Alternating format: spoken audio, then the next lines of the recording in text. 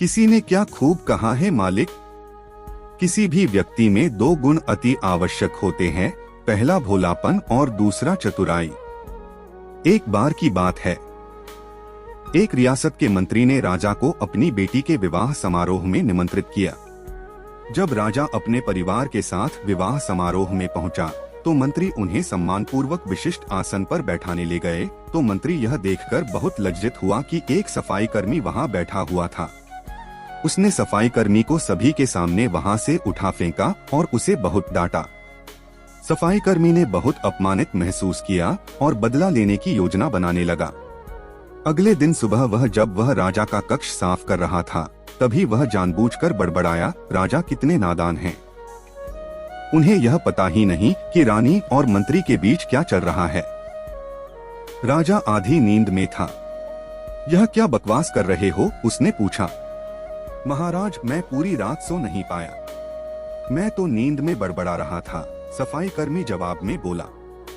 हालांकि उसकी बात सुनकर राजा के मन में संदेह के बीज पड़ गए थे। राजा अब मंत्री से चिढ़ने लगा और समय समय पर अपमानित करने लगा। एक दिन तो उसने द्वारपालों से यह तक कह दिया कि वे मंत्री को महल में घुसने ही न दें। मंत्री राजा के व्यवहार से बहुत चकित था, लेकिन कुछ विचार करने के बाद उसे समझ में आ गया कि सफाई कर्मी ही इसके लिए जिम्मेदार हो सकता है। मैंने उसका अपमान किया था और उसी का उसने बदला लिया है।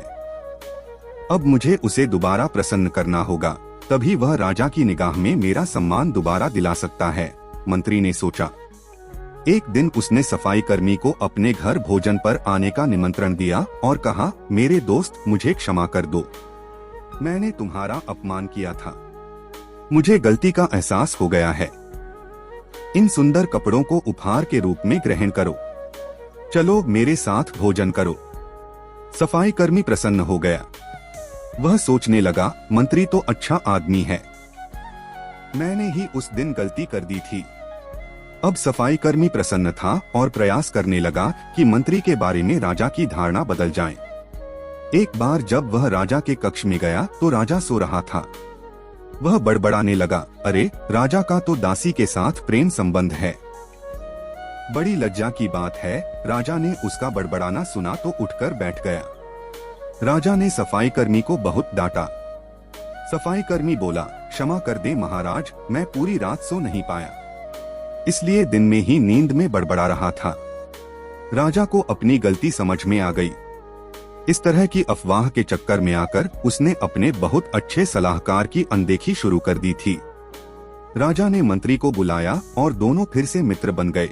दोस्तों, इस कहानी से हमें इतना ही समझना है कि किसी की बात को सुनकर उस पे कोई रिएक्ट नहीं करना है, बल्कि उस बात को तह तक जाके सच्चाई को समझना है।